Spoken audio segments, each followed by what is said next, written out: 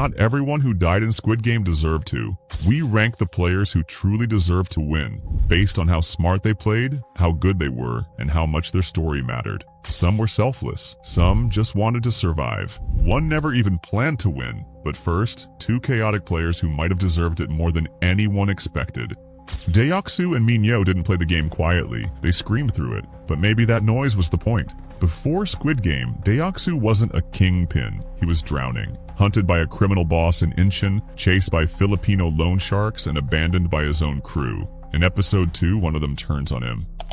Guys from the casino came here looking for you. They'll take liver, kidneys, and your eyes for the money you owe. Dae-soo stabs him moments later. Not strength, just fear. Then he fakes his own death. I killed Dae-soo, okay?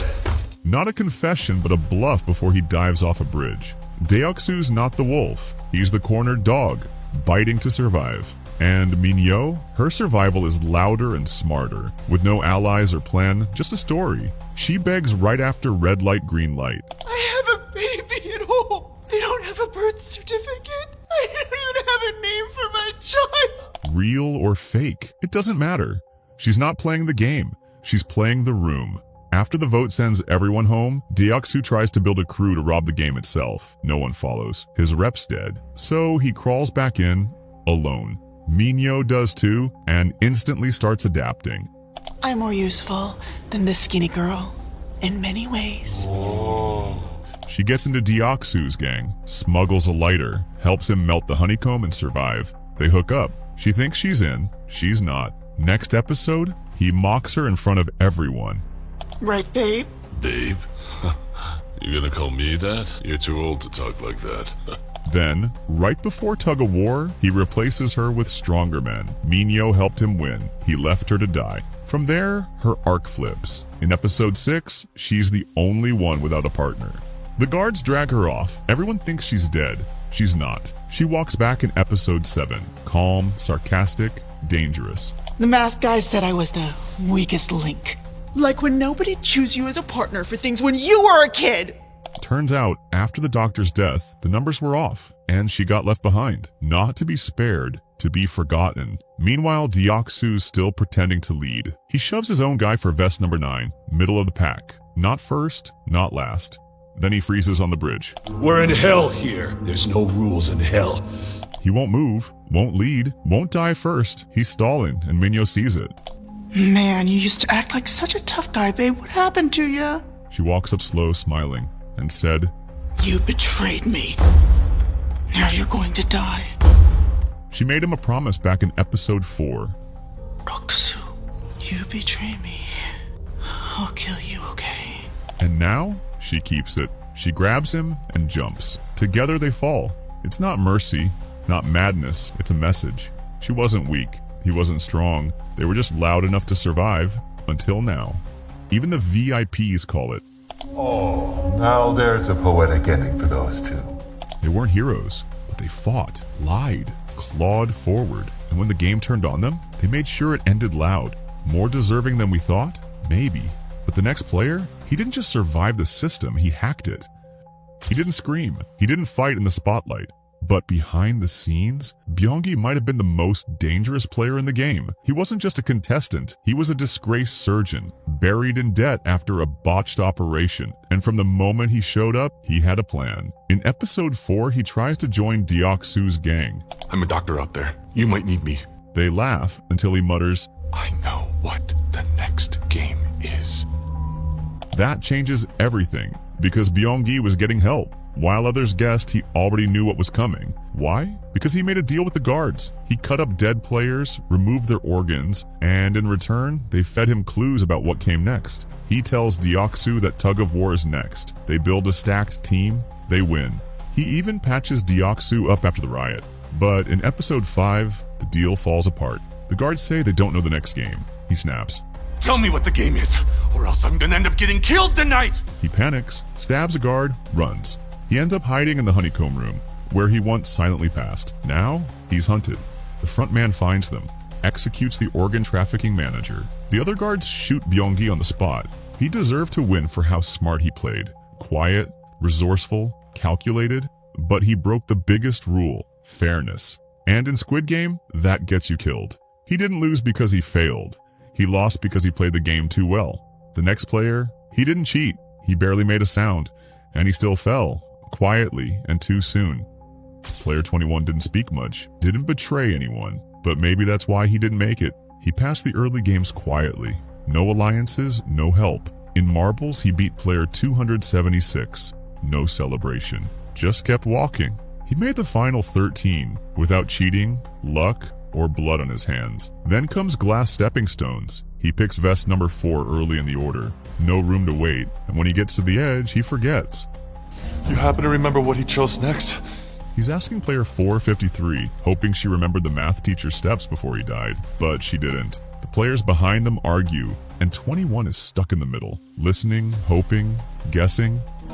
Are you sure? He went left first? He trusts her, jumps, and falls. No plan, no betrayal, no redemption. Just one quiet question and the wrong answer. He deserved to win because he never stooped to cruelty.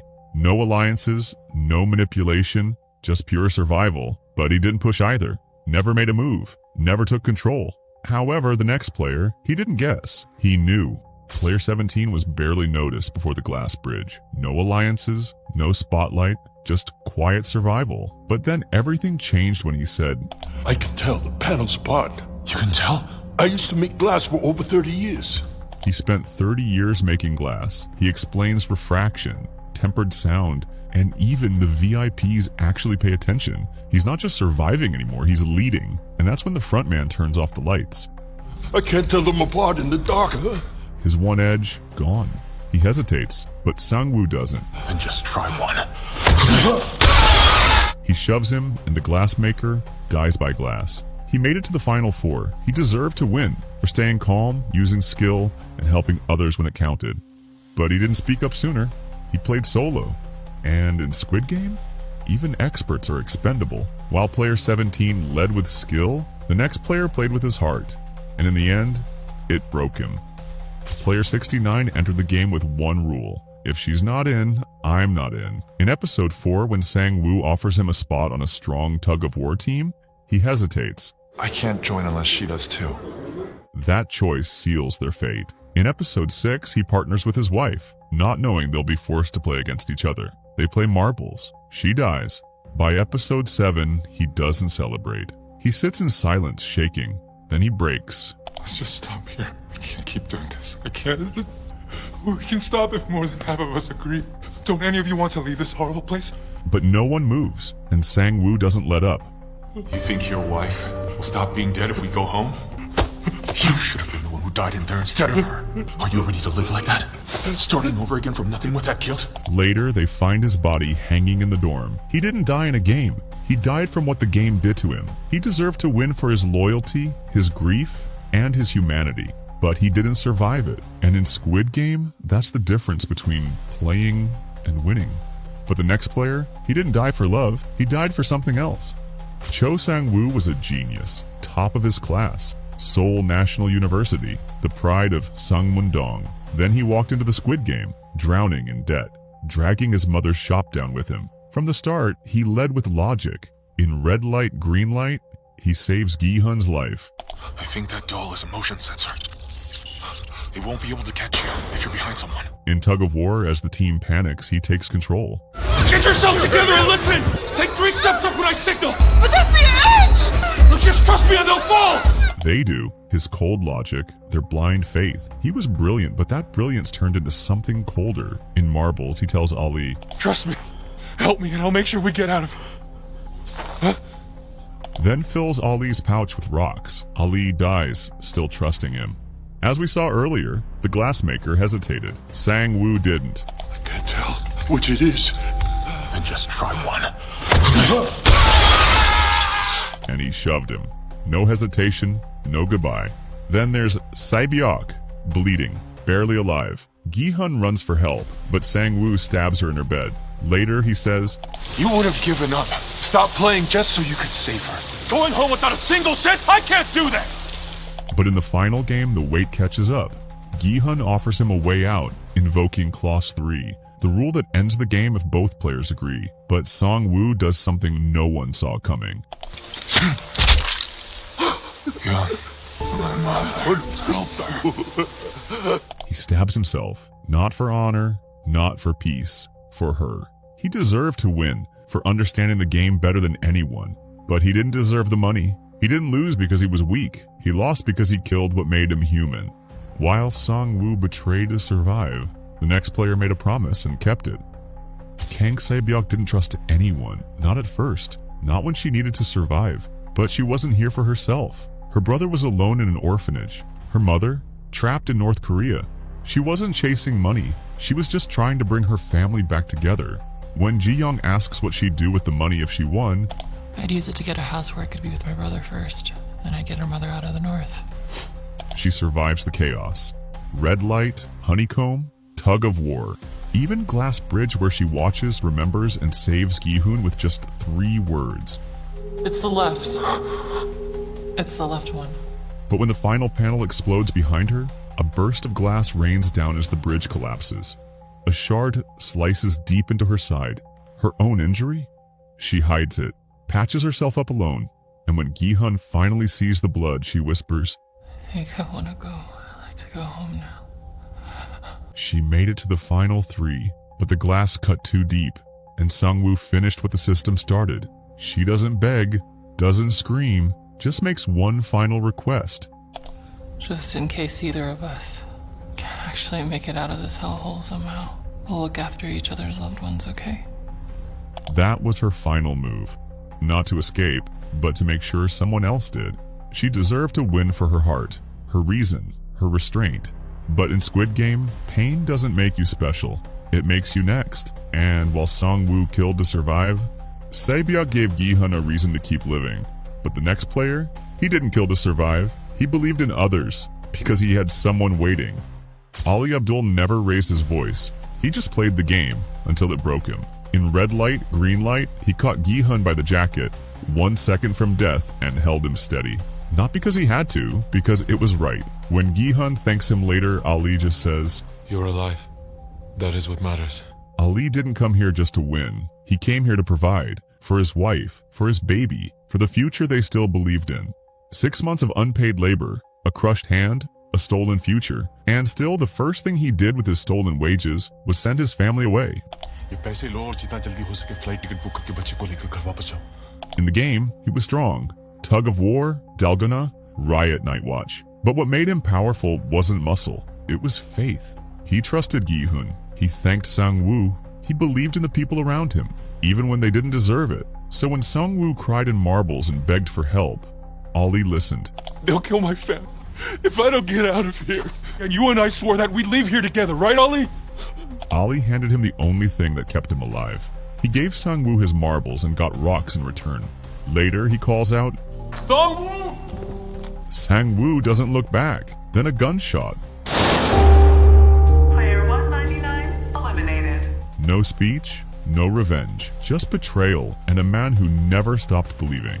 Ali deserved to win for his heart, his loyalty, and his courage. But he didn't, because in a game like this, trust is the quickest way to lose. He didn't play the game wrong, the game just wasn't made for someone like him. While every other player came to win, the next one didn't. She came to give someone else a reason to live.